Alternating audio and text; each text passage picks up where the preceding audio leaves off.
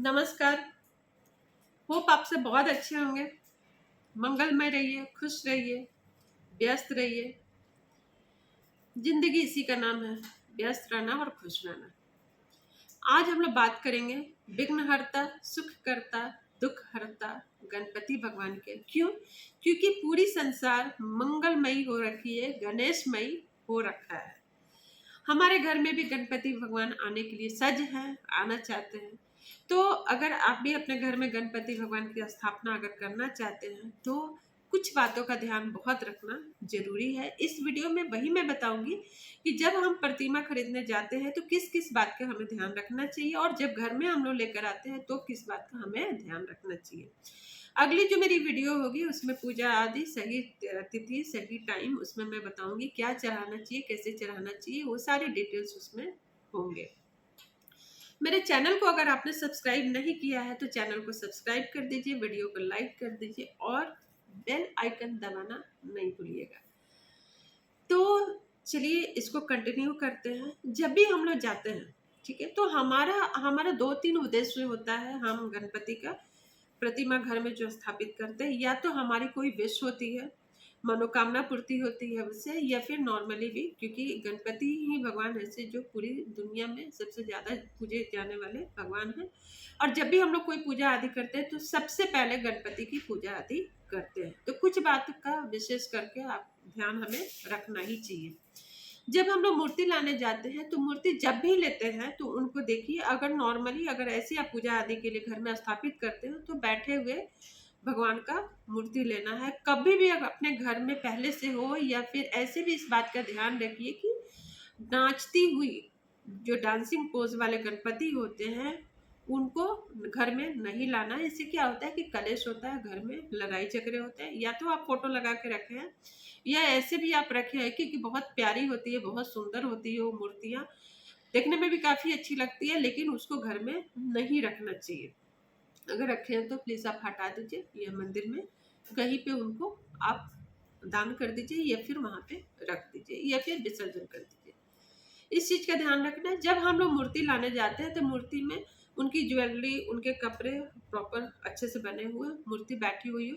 सूर जो है, सूर हमेशा बाएं की तरफ सूर हो, ठीक है। बकरे टुंडे उनकी नाम ही है, बाएं की तरफ उनका सूर हो घर में, वही मूर्ति स्थापित करनी चाहिए। बहुत लोगों का होता है कि सिद्धि विनायक की जो मूर्ति होती है उनके दाएं तरफ सूर होती है और अच्छी मानी जाती है, क्योंकि वो सिद्धि विनायक की में जो मूर्ति है उनके उनसे रिलेट करता है। लेकिन दाएं तरफ की सूर वाली जो मूर्ति होती है, जो गणपति होते हैं, बहुत हठी, बहुत जिद्दी टाइप के होते हैं।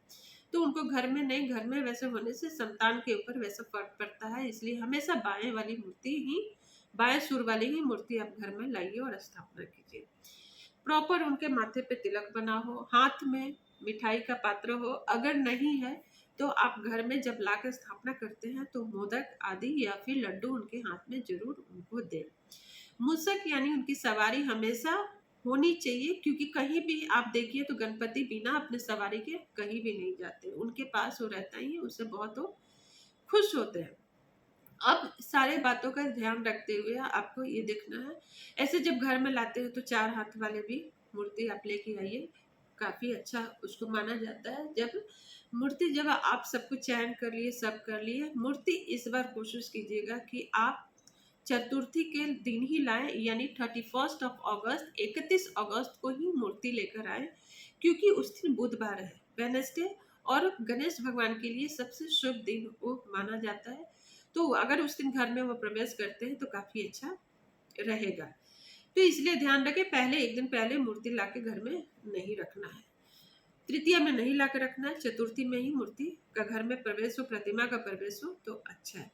जब आप प्रतिमा लेने जा रहे हैं तो आपको इस बात का विशेष ध्यान रखना है कि आप ऐसे नहीं जाइए, घर से एक पान और सुपारी, याद रखिए पान या सुपारी लेकर ही जाइए। और वहां जब भी आप लोग दो जन जाइए या अकेले भी जा रहे हैं तो आपके शॉप वाले यानी दुकान वाले जब प्रतिमा उठा के आपको दे रहे हैं तो आपके हाथों में पान और सुपारी होना चाहिए। अगर इनकेस पान और सुपारी आपको नहीं मिल पा रहा है तो ध्रुवा, ध्रुवा उनको बहुत पसंद है, ध्रुवा लेके जाइए, हाथों पे ध्रुवा डालिए और उनको बोलिए कि आपके हाथ पे दे। उसके बाद से आपको जैसे भी मूर्ति को संभालना है, प्रतिमा को संभालना है, आप संभालिए। इस बात का भी विशेष ध्यान रखिए कि उनकी उनको ढक दीजिए, पूरा ढक के उनको लाइए।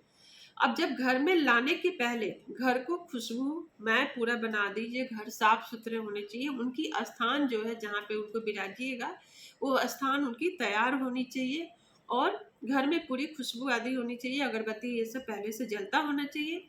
आपके घर के जो भी सदस्य हैं उनको दरवाजे पे खड़ा होके उनको इंतजार करना चाहिए गणपति का, ठीक है। और एक विशेष बात बताऊंगी, आप लोग को शायद मालूम भी हो कि जो उनकी सामने जो फ्रंट होती है, मतलब फेस वाली जो एरिया होती है, वो सुखमय एरिया है, सुख देने वाला होता है। और जो पीछे का जो होता है, पीठ होता है, वो अशुभ होता है। जो चेहरा यानी मुख होता है वो शुभ फल देने वाला होता है, और पीठ जो होता है अशुभ फल देने वाला होता है, ठीक है। तो जब मूर्ति का प्रवेश कर रहे हैं तो हमेशा जो फेस है, फेस को सामने की तरफ करके प्रवेश कीजिए, पीठ प्रवेश नहीं करना है। ये बहुत लोग करता है कि भगवान जी का कपड़े उपड़े से अगर नहीं ढक पाया तो अपने आप से ढक के और ऐसे करके ढक के तब प्रवेश कराता है, नहीं, फेस सामने की तरफ उनको प्रवेश करवाइए। स्थापना जो आपने चौकी ये सब सजा वजा के रखे हैं, उस पे चावल यानी अक्षर टूटे हुए एक भी नहीं होनी चाहिए। आपको वहां पे रख के बढ़िया से रख के जितनी भी बड़ी प्रतिमा है उसके हिसाब से रख के उसके ऊपर प्रतिमा को स्थापित कीजिए। कपड़े से मुंह ढका हुआ रहना चाहिए। जब पूजा आदि करने जाते हैं तब जाके उनका चेहरा आपको खोलना है। और आपको विशेष ये ध्यान देना है वास्तु के हिसाब से कि बेडरूम में कभी भी आप पूजा आदि नहीं कीजिए, बेडरूम में उनको स्थापित नहीं कीजिए। इससे क्या होगा कि रिलेशनशिप खराब होगा। खासकर जो घर के जो हस्बैंड वाइफ है या कोई भी जो मतलब हस्बैंड वाइफ है, वो बेडरूम में स्थापित नहीं कीजिए। दूसरी चीज है कि कोशिश कीजिए कि ईशान कोण में ही उनकी पूजा हो तो अच्छी बात है, ज्यादा शुभदायी होगा। आसपास में बाथरूम के वॉल ना पड़े जहां भी आप मूर्ति का स्थापना कर रहे हैं, वो ध्यान रखना है। दूसरी ये ध्यान रखना है कि स्थापना जहां भी कर रहे हैं तो उनकी पिठास जो होती है, उनकी पीठ होती है, वॉल से सटी होनी चाहिए। वॉल से मतलब उनकी पिठास दिखनी नहीं चाहिए, ठीक है, क्योंकि आप आगे पीछे भी ऐसे भी अगर घूम रहे हैं तो उनकी पीठ दिखे, ऐसा नहीं हो तो वॉल से आप सटा दीजिए। सटा के उस टाइप से आप बनाइए ताकि उनकी पूरी फेस, उनकी सामने की पूरी बॉडी दिखे, तो अच्छा रहेगा।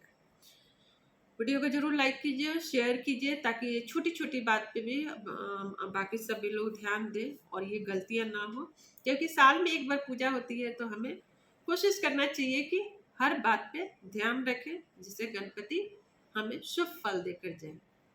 खुश रहिए, व्यस्त रहिए, मंगलमय रहिए। Thank you.